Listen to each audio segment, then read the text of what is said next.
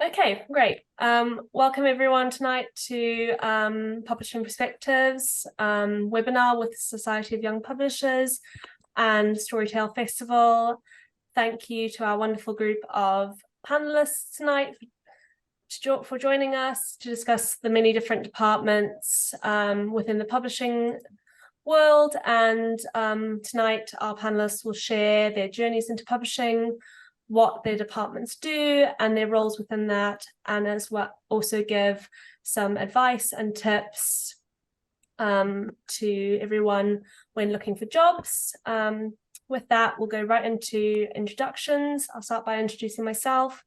My name is Zoe Bondi. I'm on the Society of Young Publishers Committee as the Communications Officer. I've been on the committee for 2 years now, and it's a really wonderful group. I'll just go on about a little bit about the Society of Young Publishers. It's a volunteer-run organisation supporting junior and or aspiring publishing professionals across the UK and Ireland, with a focus on creating a supportive community to assist and inform and encourage everyone trying to break into the publishing industry or progress within it. So tonight we're joined by Hayley Symonds, Jemma Crocker-Wilson, Polly Francis, Laura Falker, and Natalie Dale. I'll turn over to the panelists to let us know their roles, the department, and the company they work for. We can start with Laura. Oh, hi everyone, I'm Laura Falker. I work at Penguin Random House and I am a Contracts and Business Affairs Manager, and I work specifically in permissions. Polly, do you want to go next? Hi, I'm Polly Francis and I work at PRH as well. Laura's actually my manager. So I'm a Contracts and Business Affairs Assistant working more within permissions and content licensing. Perfect. Jemma, do you want to go next? Hi, I'm Jemma Crocker-Wilson. I work at Murdoch Books, which is an illustrative non-fiction publisher, and I head up the marketing and the publicity. Natalie, do you want to go next? Everyone, I'm Natalie Dale. I work at AM in the editorial production department as a senior editor. And finally, Hayley Symonds. Hi everyone, so I'm Hayley. I work in the sales team, so I'm sales director at Paper Engine, who are a small publisher based in Southampton, mainly focusing on kind of children's and novelty and design-led work. Before that, I was working at Penguin in sales for 10 years as well. Perfect. Thank you very everyone for the introductions. We'll go straight into the first question. This is sort of directed to everyone, I think, and we can just sort of take it around again. And can you tell us about your specific department? So that would be involved. What do you do day to day? Maybe a typical task that's top of your to-do list. What do you like best about your role, and what other departments do you work closely with? I don't know if anyone would like to volunteer to go first. I can do it. I don't mind. Thank you, Hayley. So day to day, so like I said, I work in, oh sorry Hayley, I'm so sorry, I think I've got a slight lag in my thing. Day to day I work in PR, so kind of like I said, we kind of work on illustrative non-fiction, so that's kind of food, health and well-being, personal development, home, family, gift and sustainable living. I'm working on PR campaigns from 6 to 7 months out, sometimes 8 months out. So that means that I work really closely with the media and event spaces and bookshops, but especially every single day I'm working closely with authors and agents, organising author tours and lining up publicity. And then on top of that, obviously attending meetings, and I work very closely because we're an Australian-based company, so I work really closely with the Sydney office as well. So there's a lot of early mornings, but I enjoy it.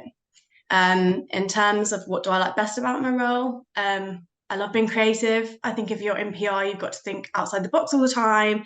You've got to think about the different ways that you can kind of pitch books to media to make it stand out. And I think you just also have to be a people person. And I just think you have to kind of thrive off talking to people, but also dealing with authors with different personalities and learning how best to work with them to get the best out of their books and their kind of campaign. And I think that was it. Did I miss one thing? Sorry. No, that was, I think you covered the departments that you work closely with as well. That was really interesting. Thank you. Hayley, do you want to go next? Yeah, sure. So sales is quite varied as well. Obviously, a lot of our teams will kind of mesh over at some point. It's quite a nice Venn diagram when you look at publishing. But within the sales team, there's lots of different areas as well. So I started off cutting my teeth in trade sales. So that is looking after your Waterstones, your Smiths, your supermarkets, Indies, Amazon. And then from there, I moved into non-trade, so that's special sales. So that's looking after the likes of Urban Outfitters, Anthropology, Oliver Bonus, kind of everywhere that's got books but isn't a bookshop per se. And then the other key part of sales is international too. So that's working with different teams around the world and selling into different territories. But yeah, from that, like obviously the main day-to-day is obviously managing your orders, working very closely with your clients. So when I looked after Waterstones, for example, you really do build a relationship with the team there. And you have to be very passionate about the books because you need to go in, tell them you've only got like a minute or 30 seconds to sell a book to them. So you've really got to be very, really sure on what you're selling and really passionate about it. And then you need to build their trust as well. So they need to know that you're giving them the right books that are going to sell for their market. So very commercially aware with what's happening within the book market, or constantly looking at the bookshops and shopping yourself, which is great. So we work very closely with editorial. So I think sometimes people can forget that actually with sales, it's your voice is very important, because if a book doesn't sell, then it's really hard to publish it because it's got no place to go. So it's almost the front line of getting that book actually into the hands of the public. So we'll be in acquisitions meetings with a voice on whether or not we should or shouldn't publish a book, because we know our client will take it. And we'll work with design on, making sure that book cover fits right for the market that we're selling it into.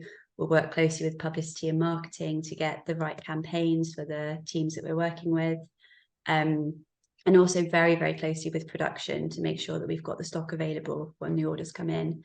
So it is quite kind of a widespread across the different teams. In terms of what I like most about it, like for me, I love books. I think we all do here. That's why everyone's listening to this today. So when I was thinking I wanted to work in publishing, really, I'm the kind of person that every time someone goes on a holiday, I'll give them the right books for them to take on their holiday. And I like selling a book in. I like telling someone they're going to love it and then seeing that moment of them enjoying it too. So for me, the joy is, working with a client and getting that book in there and then seeing that book in the bookshop being sold because I've got it there. So yeah, that's my main enjoyment out of it. Perfect. Thank you very much for that. Anyone wants to speak up? I can go next. Thank you, Natalie. Differently. I also love books, but don't work with books. So I work in the editorial production department, and AM is a digital publisher of sort of historic documents is the best way I can think of describing it. And our development teams sort of work very closely with libraries and archives to get contracts to sign this material so that we can digitize it. And then we work really closely with digitization teams, with academics, basically trying to find the sort of core research value of each collection and commissioning content, and thinking about end users. So we think a lot about sort of user engagement and so we work a lot with undergraduate students and sort of figuring out what they need from these educational resources. So we think about like methodological pieces and things like that as well. what I love about my job is that every day is different, I think. I think in previous jobs, I've been really keen to learn. And the moment that I'm not learning, I become it's like I start to lose interest quite quickly. And so at the moment I'm working on a sort of retail resource, but I've also worked on documents covering sort of Southeast Asia. We work internationally as well. So there's always something new happening. And that's really exciting. That's something that I think everyone on this call will say is common in publishing. It doesn't matter which area you're working with. We work really closely with the sales teams, with the engagement teams. As Hayley just said, the sales team need to sort of understand the product to be able to get it to sell. We very much sort of are quite tunnel vision up until the end, but we need to sort of always be thinking about that end user piece, and who is the like main audience of this product that we're releasing. And we work really closely with our engagement teams because we take on things like user feedback, and we think about that with new products as well. Did I cover everything? Not sure. Yes. Yeah, thank you so much, Natalie. Laura? Yeah, I was thinking, so Polly and I work in the same team. We work in the contracts and business affairs team. Maybe I could take what contracts does and you could take what permissions does, Polly. That might give a good overview. Yeah, so the contracts and business affairs team at Penguin Random House is about 30 people. Within that is the permissions team, and that's about 7 people. So on the contracts and business affairs side, effectively what we do is we help editors put together their book deals. So we'll help them with financial terms, legal wording, other kind of deal terms that might be specific to a book. And we work with other teams and build an offer letter with the editors. Once that's signed off by the MD, we'll get to work drafting an author agreement. So we negotiate author agreements with authors, their agents. We also work with rights. So we draft up their contracts for any sub-licensing deals that they do and addenda. And I recognise Hayley now that we're on the call. I've asked Hayley for some help on deals in the past. So yeah, that's day to day. I think in contracts, the thing that I love about working on contracts is that the work is quite logical and focused. So you work together around the company to build this deal, and then you work on the paperwork, you negotiate terms, and during that you might be pulled in a few different directions by an editor, agent, author, who all have kind of different ideas on what the book might look like, or the publicity might look like at the end, or something else that not everyone agrees on. And contract steps in to kind of find that happy midpoint where everyone will go away happy with the book deal and happy with what the book looks like at the end. So you might go away and consult other contracts, discuss with colleagues around the company, get advice from elsewhere. So I kind of enjoy that overview of the publishing process and the problem solving aspect of the job. So that's a little overview of contracts. Okay, thank you. So permissions is like a smaller team within contracts, and basically we receive quite a lot of requests in, and then we have to review those requests based on the contracts that we already have for the works that Penguin owns, and based on that we either go to the author's agent to get permission to use that work, or we have the rights ourselves, and then we draft a license for them to then use that work. And that can come in extracts, images, prop licenses are when like books are used in movies or TV shows, and I'd actually say that is my favourite part about it, the outcome of our work, when you see it in a movie or you see an extract in a book. Like I have an anthology that I granted all the rights for, so it's quite interesting actually. Perfect, thanks. Thank you everyone for sharing those, and you can already see just from what you have all said how collaborative publishing is, and how we all sort of muddle in together to get sort of the starting product to the end product. Some of you have touched on this a little bit. maybe we could share together some of the challenges and frustrations that you've faced, and sort of how you came around it. Jemma, do you want to start? And it can be just an open discussion. Is that in terms of just the general challenges of your job rather than getting into publishing? Yes, general challenges of the role, and any frustrations you faced within it.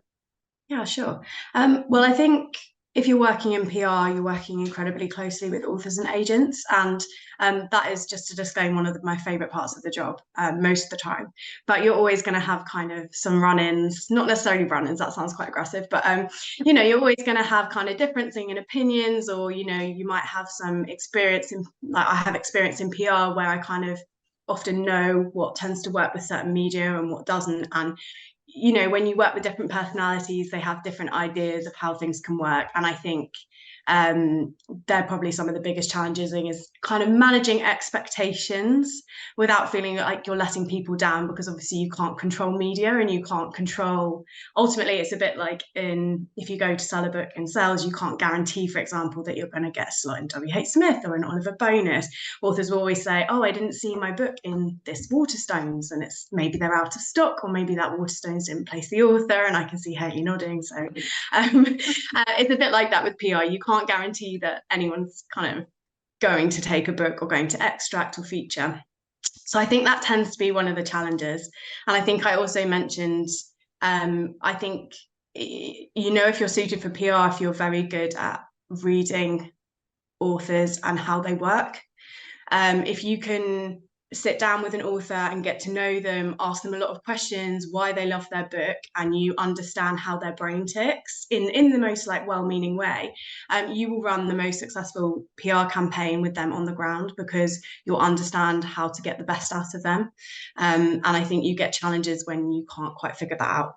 And yeah, agents can be tricky people, but they're just trying to do the best for their authors. So I think that's probably the most challenging thing in the job. Oh, and sorry, just to say, there's also tends to be a lot coming in a lot of different directions. You know, you have multiple campaigns, you've got to really, really, really manage your time. And you might have a really nice plan of how you're going to spend your day, and then suddenly goes in a wayward direction because you suddenly got an acquisition that you want to kind of bid for in the next day. You've got to pull around a PR plan. So I think you really do need to be adaptable, and that could be another challenge. Perfect. Great. Because I think all of my points are probably going to relate to Gemma's that she's just said, and they'll probably all be similar. But yeah, as Jemma was talking, I was thinking one of the problems is like that time sensitive piece, the fact that you've got that deadline, and there's quite often quite a lot of stuff outside of your control, and you can do, you know, 9 things perfect and focus on the one thing that's gone wrong. And sometimes that like laser focus on the one issue, which I think is really natural, but it can really take the shine off what you're doing. And it also sort of like makes it difficult to be resilient when you've got loads of like moving parts all the time. Like you've really got to keep that bigger picture all the time and not focus on that, you know, that one thing that's gone wrong. Like learn from it, move on, like carry on. And yeah, I think that's really difficult to do, because particularly in editorial, but I think in publishing across the whole, everyone is, you know, very driven and perfectionists, and no one ever wants to make a mistake, but that is just how it is, and you can't control everything, and some things are going to happen. I don't think there's always, because we are working and with like multiple deadlines, there's not always time factored in for things to take longer. And that can be really difficult, and it can feel very frustrating. But I think just always keeping in mind, you know, the progress that you've made, and like the end result is really important. Thanks so much, Natalie. That's really interesting. Does anyone else have anything key to add? Or I can follow from there. Perfect. Thank so you. Jemma kind of covered a lot of issues that you would come up with in sales as well. You know, often we'd get a phone call from an author saying, I've just walked past Waterstones, why isn't my book in there? It should be there. And I think that's a difficulty. It's a balance between you knowing where your book will sell and where you should push for it to be against maybe an author's perception or even an editor's perception of where they want that book to be, because they're getting pressure from the author too. So that can be difficult. But also on the flip side, sometimes you can have a retailer that wants to take a book and wants to take a book in a lot of volume, and you very much know that you don't think it's the right fit for them and it might not sell. So you've also got to anti-sell a little bit, which is against everything that is your job role. But you know, if Waterstones or Smith said they want to take 20,000 copies of a book and I think they're going to sell 1,000 copies, then we're going to get 19,000 books back that are just going to go in the bin. So really that is quite frustrating when you're trying to balance lots of different people's expectations for the book, and obviously everyone's got the willing and the drive and the passion and enthusiasm, but you've got to rethink commercially about it too. So it can be, you know, that case of spinning a lot of different opinions and a lot of different plates alongside what you're doing. Perfect. Thank you so much, Hayley. Unless anyone has anything to add, that kind of segues very nicely into our next question, because I just noticed that quite a few of you sort of just slightly touched on what do you see as being the key skills for your individual department. This is addressed for everyone. Laura, do you want to start us off?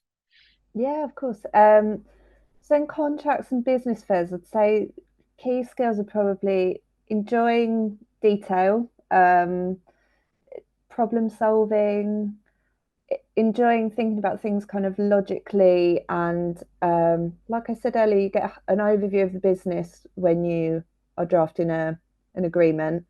I think that on the permission side of things, we find in our team anyway, because we're a small team and we're a growing team, like a bit of an entrepreneurial spirit is really important.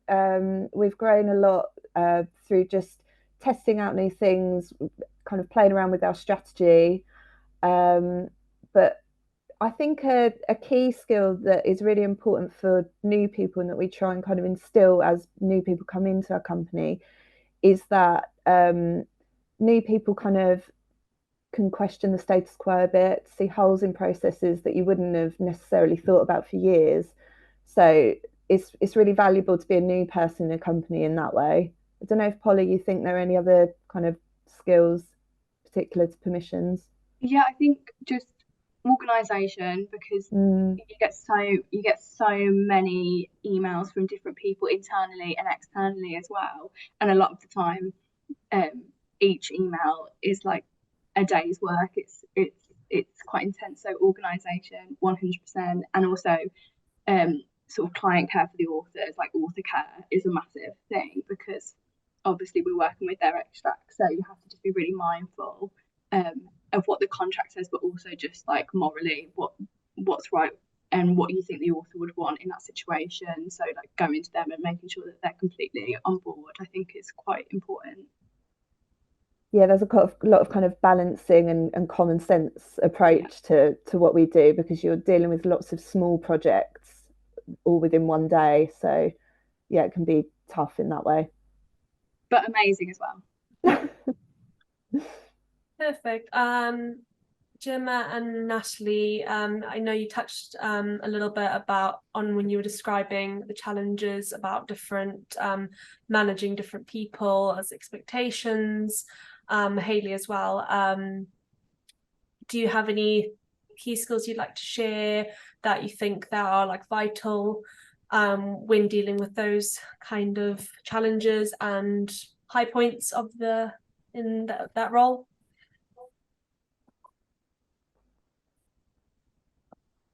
I think I think you just need excellent people skills, and I think it's something you work at. I think everybody can learn those skills. I think some people are energized by working with people, and some people, lose a bit of battery. And I think if you are someone who gains battery by working with people, I think in terms of PR, you're probably pretty well suited. And I think, like I said, it is a skill that you can completely hone, and I'm honing it all the time.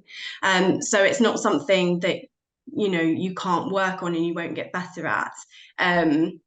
I think just in terms of like the general skills in PR that I think are useful, that I don't think I touched upon, that I think might be interesting, is that I think you like, you know, someone else said you need like be able to give perfect author care, but I think you need to be so creative. And I think it's very different from kind of contracts and permissions where you have to be quite logical about things. And you do have to be logical in that you have to weigh up where you think good PR will be placed, and you have to sometimes weigh up where, you know, a book will serve better in, for example, the Daily Mail or the Guardian. You know, if you can be creative and you can think about new ways to drive sales, I think that's always really beneficial. Perfect. Thank you so much, Jemma. Natalie, I don't know if you have anything to add or... Yeah, so people have really touched on them already, but I think the attitude is something that you can't really teach. It's like that proactive attitude. I think there's a little bit of hesitancy sometimes because you work with such incredible people and no one wants to say anything silly, but actually like having your voice in the room is really important, and people want to hear your perspective. And particularly actually if you're new to a company, it can be really interesting to have a like someone who's coming in who might have a different way of doing things. I would say in my role, spreadsheets, really important. Any little, I sort of struggle to know whether I'm lazy or efficient, because if something takes too long, I'll spend quite a long time trying to find a formula that will do it faster. Yeah, I just think, yeah, that being able to work with other people is really important as well, because as much as a lot of our tasks are independent, we work in very small agile teams. The teams are changing all the time, and we obviously collaborate with lots of different departments as well. So you do need to have that sort of great communication, keen eye for detail. They are all very cliche things, but they are also important. I would say as well, organization. I know that Polly had said that. I thought that I was an organized person. The more responsibilities I get, the more I have to rethink my organizational strategy. So I think the earlier you can get that pinned down and find out what works for you, the better, really. Perfect. Thank you so much, everyone, for sharing that. That's really given like a really nice, broad and like contrasting view of the different key skills. The next question I'd quite like to target towards Hayley and Laura, due to their extensive experience within publishing, but obviously everyone is welcome to add in. The question is, what is a career highlight of yours? And sort of feel free to detail the difference in the highs and lows, so that we can get like a variance in the workplace. Hayley, you want to... Yeah, I can start with that. God, there's so many career highlights. I think, you know, I've got to meet my heroes and I've got to work with them, and even have a very tiny, small part in some of those books being published has been a huge thrill for me over, you know, the time that I worked at Penguin and within the role that I'm doing now, and the, you know, fantastic creative people I work with, not just the authors, but the colleagues, you know, the best in the industry, really creative people. But there's probably two standouts there. One is when I was looking after the Urban Outfitters account in sales, I was talking to the buyer team there about, they wanted more gardening books. We were having a big chat about how succulents and cactuses were a thing, but there weren't any books in the Penguin list that filled that hole. So when I went back to the office, I was chatting to an editor about it, and we were like, oh, we should just look in our backlist, find an old book, reformat it, take some new photos, give it a new title, kind of Urban Outfitters it up a little bit and publish it, which we did. And that book published, I think we managed to turn it around in about 8 months. It was called Bring the Outside In, which was a title I came up with, which I was really excited about. We worked very closely with the team at Urban Outfitters to give it a nice kind of green and pink colorway, so it fit in really lovely with their new range. And that's just a great example of how you can just have a random conversation with someone, a little bit of frustration from their day because they're not seeing what they want, and actually we've already got that content available. We just combine the stuff we've already got and bring it back forward. So when I saw it in I think it was an Urban Outfitters at Christmas, I think someone got it for me as a Christmas present. That was a real thrill to happen. And then the other big career highlight, which is quite a weird one, was when I was working, I think I was sales executive at the time, so I'd only been in the industry about 2 years, and I was asked to stay behind because the Random House CEO had brought a new book that she wanted to talk to us about. We went into the office and she sat us all down and she's like, I've got this great book, it's going to be the best-selling book of all time. And everyone was a bit like, don't really know what you're talking about. And then she was like, oh, it's erotic fiction. And then everyone got really nervous because we were like, we can't sell that. And the book was 50 Shades of Grey, and she just managed to get it on. She brought it, I think, an hour before, and she wanted to stay behind to try and get it into all the shops. And I think we all had a mild panic of, this book is about BDSM. I don't know how I can sell it to Tesco's. But she was so sure, and just seeing her with that certainty that that was going to be the best-selling book of all time, and then seeing the arc of, okay, it's not my favorite book, but seeing that explode and being part of that process was really thrilling. And also seeing from my side, like my friends who'd never read a book, I've never seen them pick up a book, read it that summer. And that was something that, you know, I've made them read a book, even though I don't love the book myself. That was a real thrill to see. And that was a really exciting moment to be in publishing, just to be part of that craziness. And from my side, I then had to go to Anne Summers and start pitching books to them in rooms full of sex toys, which was a bit strange, but also, I guess, a highlight. Perfect, thank you, and congratulations on 2 very different but equally incredible achievements. Laura?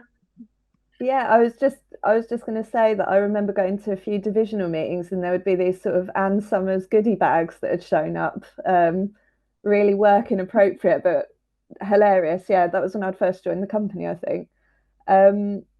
I mean, the same as Hayley, I love working with our authors. In permissions and contracts, you get a chance to do that. Really often, we've got our key clients and they love to hear about the licensing we're doing for them, fees we're getting for them. It's a great source of extra income in permissions. I work with Bill Bryson, which is just like so exciting to me. He's great. Our colleagues are amazing. Like, I was talking to Polly about this earlier. So many people that we work with have been in our department for like 10, 20 years. I'll probably never leave unless they boot me out.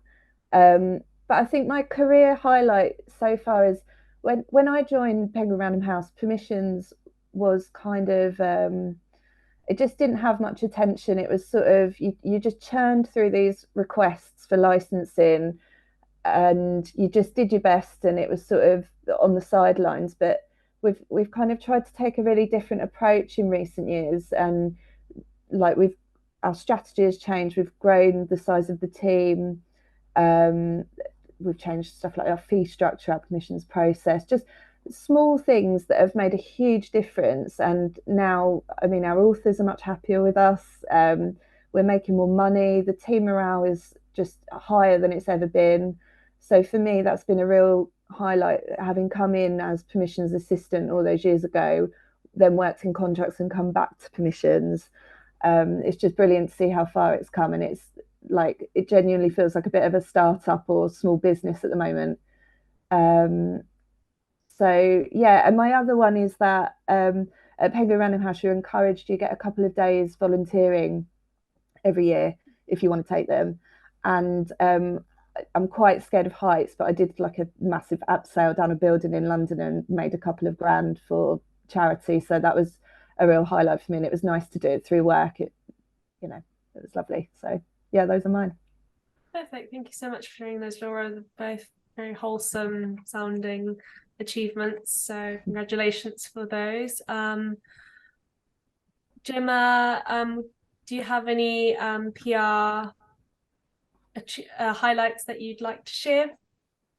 I got to work with Gloria Steinem, which was the coolest thing ever, and she's a legend, so that was pretty amazing. But I think in terms of Murdoch Books, I get to work with a lot of cookery authors, and I love food, so for me that is, to be honest, always a highlight. And I think you just get to meet a lot of personalities working kind of in illustrative nonfiction, and I think actually some of my major highlights are actually working with authors who were debut, who were completely unknown, and who I would basically set them up with PR that would kind of establish them in the UK. And I think there's nothing nicer than working with wonderful authors who've got a really strong book but might not have had a chance, for example, in like a bigger publisher where there would have been maybe bigger books with bigger numbers behind them, and kind of giving them the chance to kind of launch themselves in the UK and give them, you know, the ability to shine. So I think they're probably some of my favourite books. Amazing, thank you so much. Great. Natalie, Polly, I'm not sure if you have anything to contribute, but before you say anything, there is another question that I feel like segues quite nicely, but if you would like to share anything, please do so. No, okay, that's fine. The next question I want to sort of direct towards Polly and Natalie, to share, and then to the wider group, to share what your publishing journey has been and what kind of experience you had entering the industry in your current role. Yeah, so I don't have like a very publishing background really at all. I have done a degree in international politics, then I did a GDL, and then I did some work at a law firm. And during that time, I sort of realised that I really cared about the industry I was working in rather than the actual work I was doing at the law firm at the time. And it made sense to try and pivot into something that I really loved, which is books, and always has been books. I just didn't see how I would fit into publishing, which was really interesting because I think there is a lack of knowledge of the other jobs in publishing other than like editorial marketing, when there is so many other jobs in publishing. And it's been like the best career decision I've ever made because I've never been happier, and I think it really shows in the work that you do, because going into Penguin, I've not just done permissions, like Laura said, it almost feels like a bit of a startup because you're given so much autonomy to reach out to certain people, for example, like social impact within our group, to create social impact and permissions work that sort of links in together. And I would never have done those types of things if I'd have stayed on the track that I was doing. So I'm really happy with that decision. So yeah, I came from a legal background, but I also want to say that that doesn't mean that you have to have a legal background to be in contracts or permissions. I know so many people that haven't done that. I know people that have done English degrees and come into contracts and it's just been the right thing for them at the time. So yeah, law and then permissions, but an amazing move.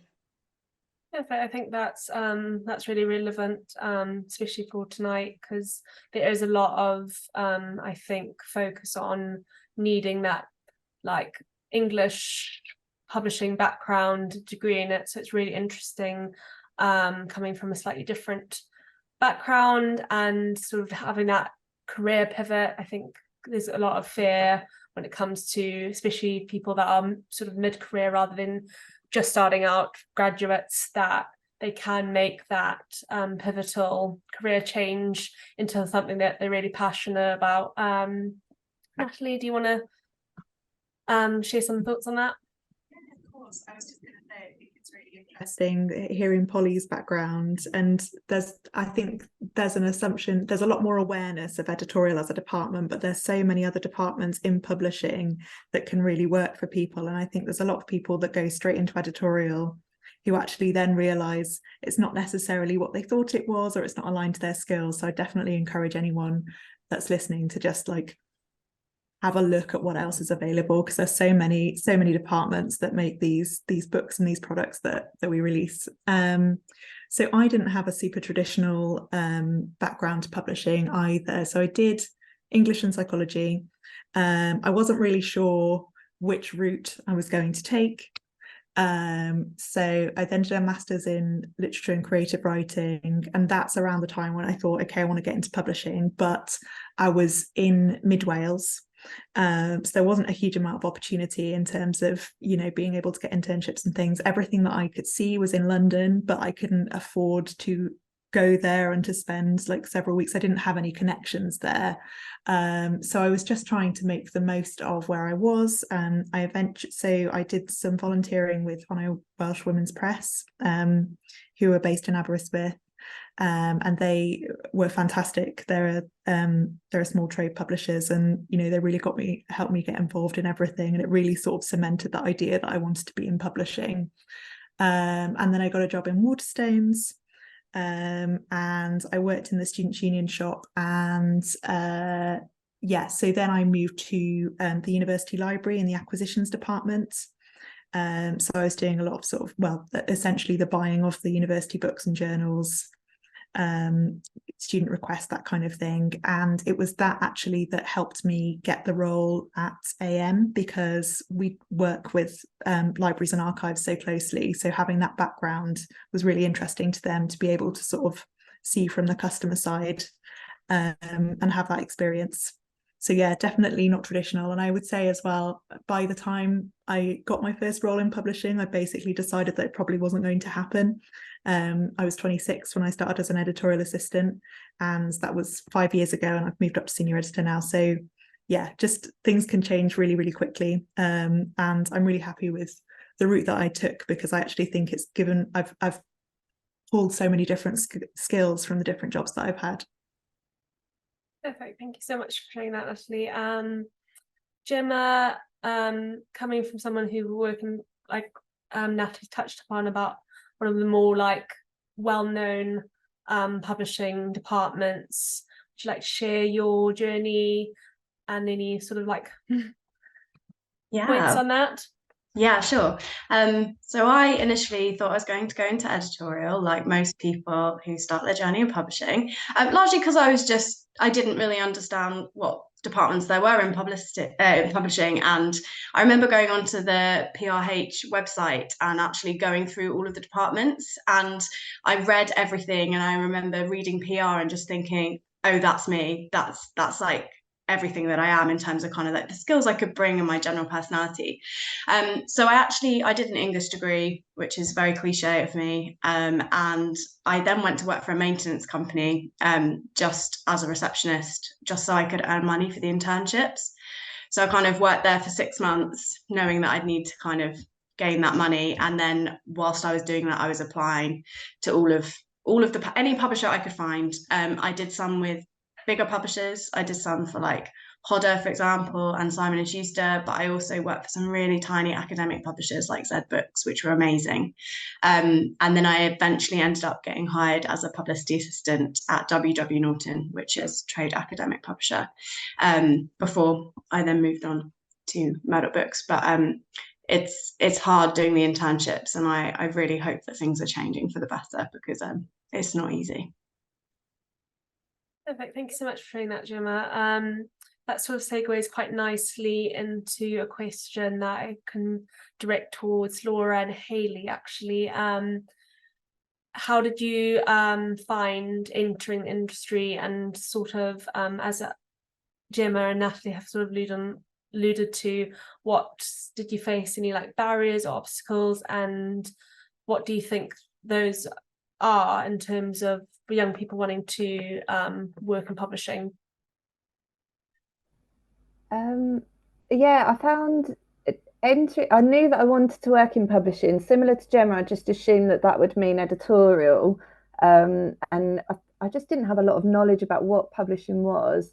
But I started. I mean, I was lucky enough to be able to effectively work for free for a long time to gain experience. It was very common back in the day that you would just do these internships for as long as you could, and they weren't paid. I think that I'm right in saying that. If that's not totally stamped out, it's at least very frowned upon now in the industry. I noticed a fair bit of nepotism back in the day as well, which I feel like there's a lot more awareness of too. I didn't always feel like publishing was my place.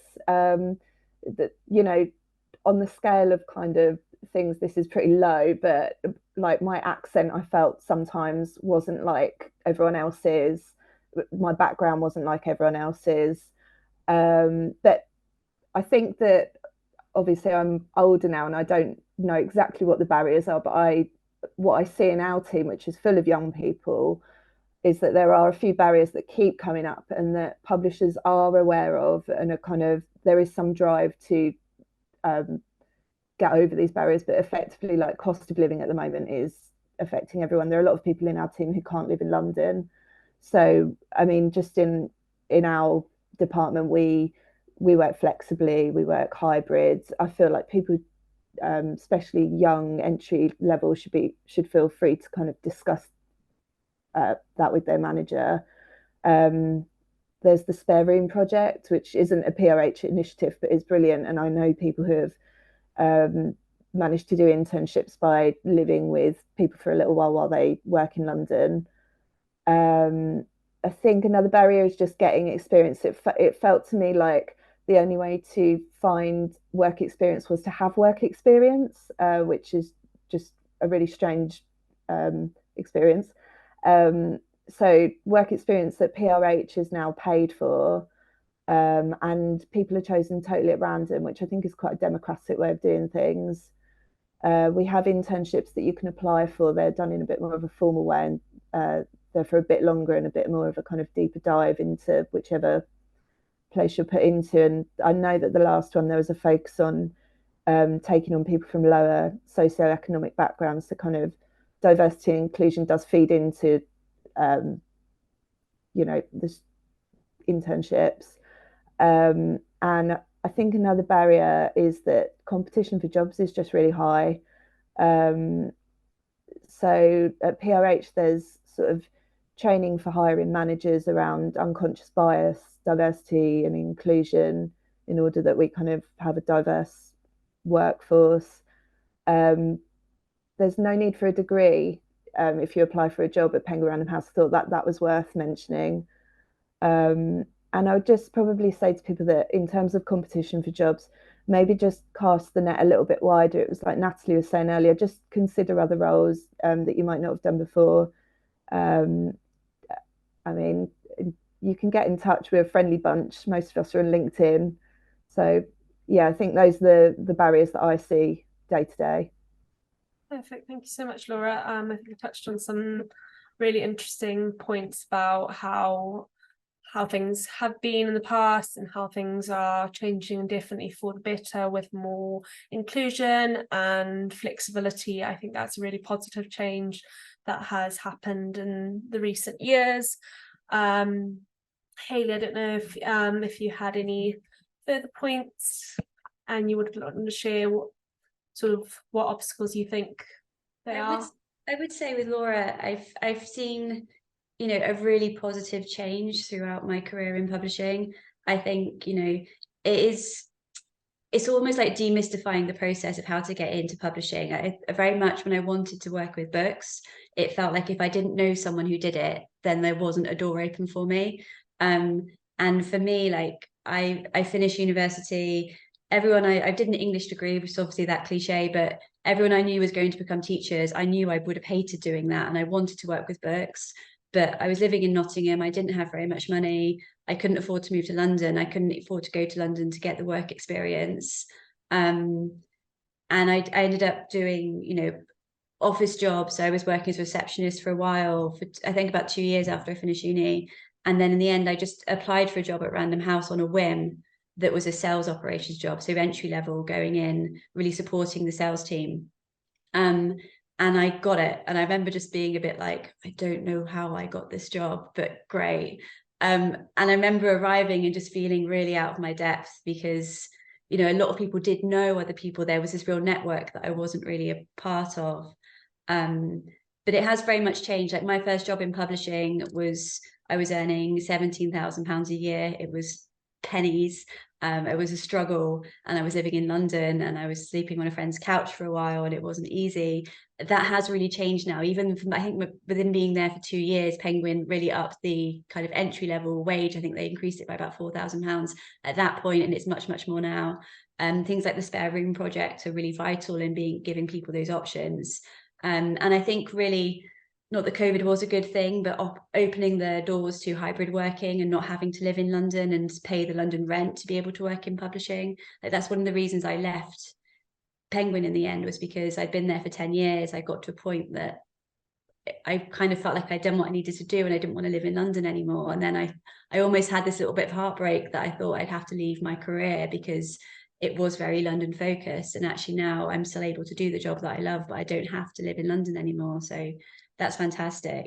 The other key thing I noticed, even for me, when I first started, there was a graduate scheme going on, and they told me that I could apply for it. So I was already working at Random House at the time, and I applied for the graduate scheme. I think I'd been there a year, and that was to get working in different departments across the team. And when I went for the interview, it was an external company, and they told me that I didn't really apply. They only let me interview because I was already working at Penguin, but because I wasn't an Oxford graduate and I hadn't been to the right university, that it probably wasn't right for me. And I was quite shocked at that, because I had an English degree. You don't need, and that's why when Laura says things like, you don't need a degree to work in Penguin anymore, it was really great when that happened, because I remember how heartbroken I was to be felt that I wasn't good enough because I hadn't gone to the right university. And that's just kind of bullshit if I say it's not right. The other key thing that I did notice, and I think has got better, but was really frustrating when I was, within my career, is that it's an industry of 85% women, but a lot of the men were in managerial roles. And that for me was, again, one of the reasons that I kind of looked at my career and thought I wanted to make a bit of a change, because that was very frustrating. And that doesn't mean that's necessarily there is a bit of a bias there. When men come into the role, they do seem to have a slightly different career trajectory to the women. And that is getting much better. But that is something that I have noticed and seen and been frustrated by in the past. So there are so many things that have got much better. Unconscious bias, that gender bias, I think, is still there slightly. Pay is much better than it was, and Spare Room Project do all help. But there are still challenges and frustrations. Perfect. Thank you so much for sharing that, Hayley. That was really interesting. And you can, across what everyone said, you can see how this is pretty much why we wanted to run this webinar tonight, to just share the different angles you can enter in, and the different ways of sort of overcoming some barriers that are still in place, and very much the ones that are slowly but surely coming down and becoming less of a thing, but they are still ones that we need to fight against. I've just got one more brief question, and we can do just one little tip that if we could go round and ask if anyone has just one tip that they would give someone for job applications and interviews. And then we have the lovely Ellie from Storytale, who can share with us what Storytale is about.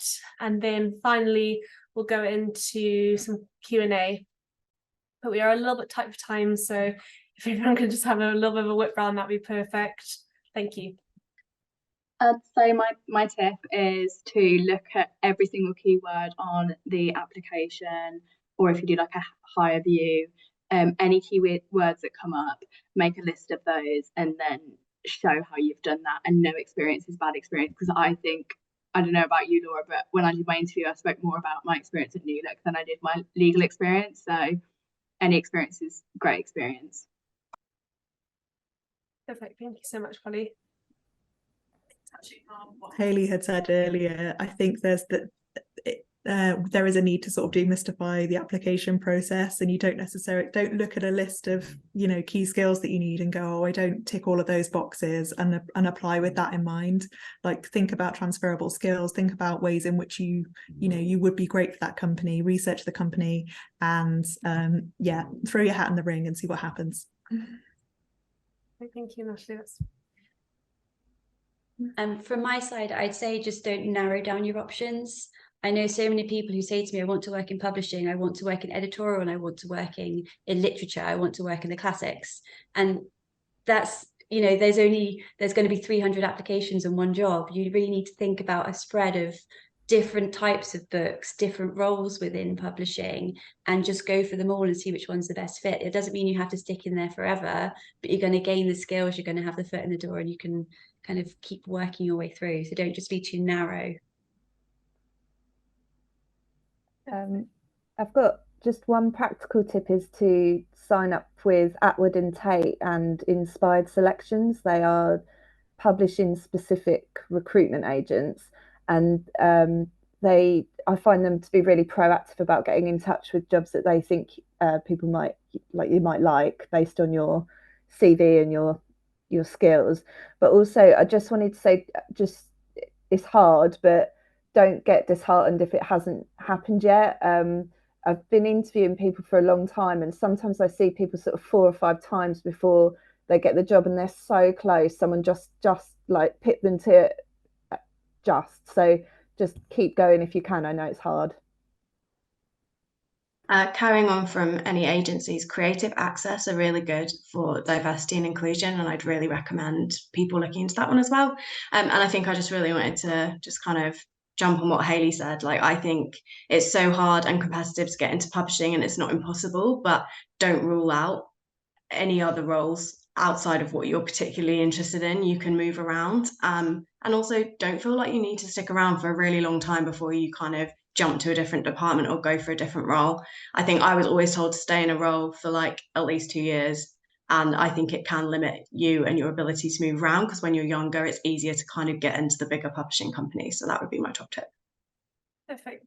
Thank you, Jim. I think that closes quite nicely on what we've covered this evening, and just the different ways into the Mary that is the publishing department. And I think that is something that is really key about the publishing industry. And as we've said this evening, there's so many cross-department collaborations that you do. So if you enter into publishing, get a job in a role that you're not feeling like very passionate about, there will be multiple opportunities to work with the different departments and see exactly how they work.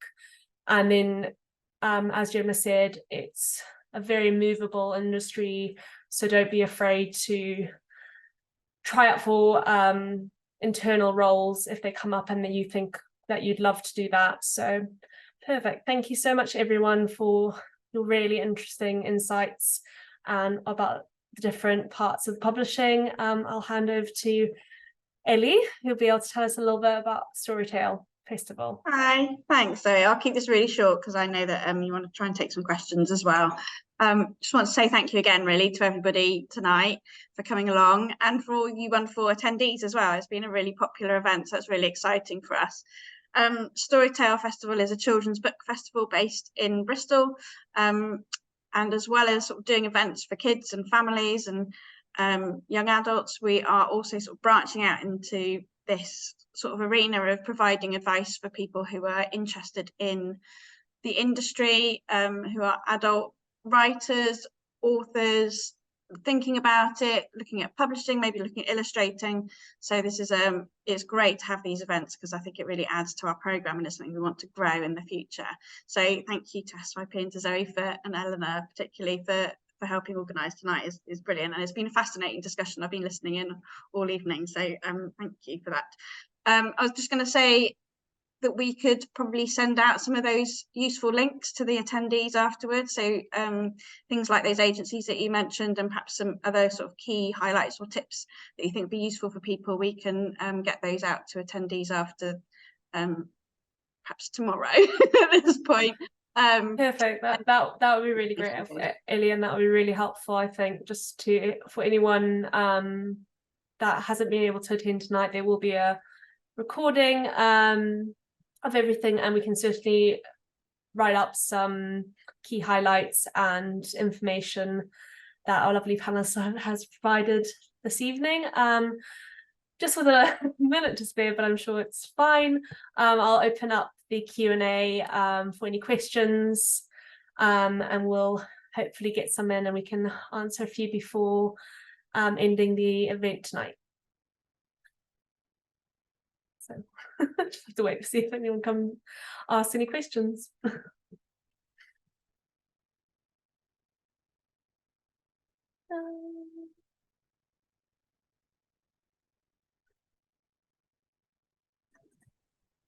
Nothing at the moment.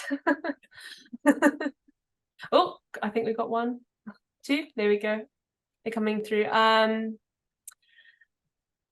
we've got a question. How do you know what sector you would be good in?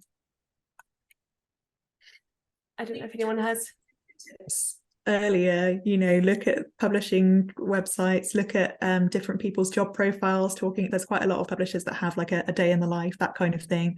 Find out what makes you excited about different roles. Look at the smaller imprints and things as well. That can be really useful, because then you can get a little bit of experience across different departments potentially in internships, and that can be really useful. Yeah. Perfect. I don't know if anyone else wants to contribute. No, I think the only thing that I did when I was researching was I watched like a few videos on like TikTok and YouTube as well of like, the different ways that you could go in publishing, because there is a lack of information, I think, about the different sectors within publishing, and also talking to people. I think networking with people within publishing, when you have a conversation with someone about their job, you understand so much more. Like, I've gone to different people within Penguin because I had no clue what, like, so say someone in Ventures did or writes, like, their day to day, and so it was really interesting to do that. So definitely, like, reach out to people on LinkedIn and stuff. I'm sure everyone's so nice in publishing, so they'd definitely be receptive to talking about what they do. Perfect, thank you. That segues quite nicely into maybe Laura and can answer this one. How do the big 5 publishers like Penguin, how do they contribute to how do they interface with the smaller publishers?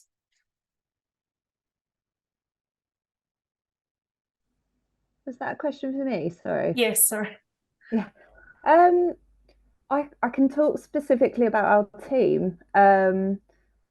We deal a lot with smaller publishers in terms of rights licensing. So I'm not sure how much people know about the way that we buy books as publishers, but an author will often have an agent, and they will try and split up their rights and sell them to different places to get as many advances as possible. And what we then do is we buy rights from them with a set of sub-rights. So we'll say to them, in the UK and Commonwealth, in the English language, you're allowing us to sub-license quotation rights, which means that anyone can come to us and ask to license an extract. And often what we find is that smaller specialist publishers will come to us wanting to use material from our books, and we work with them to license, sometimes on a gratis basis, sometimes in return for a fee. So that's how we interface with smaller publishers. There might be a bigger sort of business way that we do that, but specific to our team, that's when I would deal with a smaller publisher. Perfect. Thank you so much, Laura. There's a question for Hayley. You mentioned the concept of anti-selling. Would you be able to talk a tiny bit more in depth about this?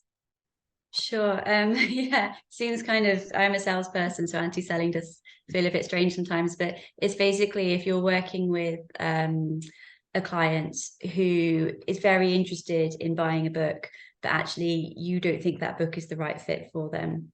So for example, if Smiths wanted to take a book for a Richard and Judy book club, it actually costs quite a lot of money for you to put that book into Richard and Judy book club, and you've also got to print a lot of copies. And if you don't think actually that it's going to sell very well in their stores, you've got to manage the client's wants to take that book and try and encourage them to take something else, or maybe to take it to a smaller level in a smaller promotion.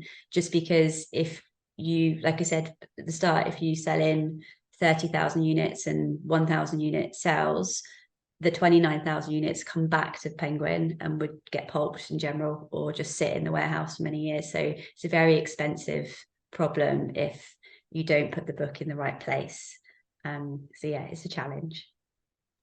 Perfect, thank you so much. There's a couple questions that I think I can just combine into one, just about how to improve your CV to be able to gain more opportunities for like interviews in publishing, and what would your top tips be for preparing and how to do your best at an interview?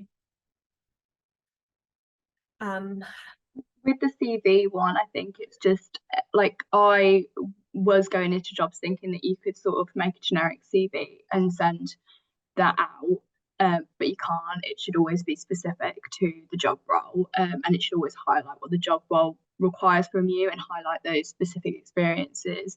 And if you put those at the top, those experiences that relate most to the job role, it's more likely going to catch the recruit's eyes, because they're going to have so many, because it is competitive, they're going to have so many CVs to look through. So if you're stating those relevant experiences straight off the bat, then it's just going to be easy for them to say that's on the S pile. I can't remember what the other question was. That's okay, just about preparing for interviews. And I was gonna just mention that something that I've found handy in the past is if you do something that you're proud of at work, or that you think used a skill, just note it down, because it's really good to be specific in interviews when a question comes up about a skill, or name a time when you've done XXX, and just to have those to reel off, it takes the nerves a little bit away in an interview scenario if you're quite well prepared, and it comes across if you are proud of the work you've done as well. And I think asking the interviewer at the end a question or two about, you know, what is they like about their role, something about the team, something about the company, that comes across quite well too.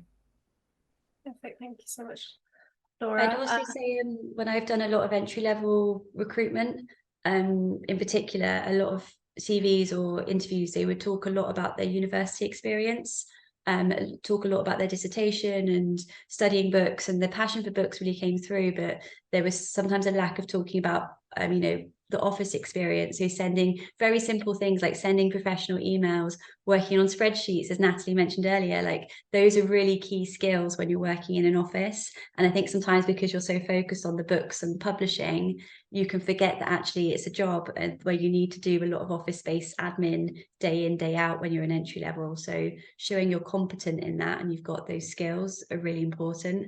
Almost for me, when I was looking through CVs, that would be more of interest than what someone wrote their dissertation about. As much as that was interesting, it's not going to be something that comes up day to day.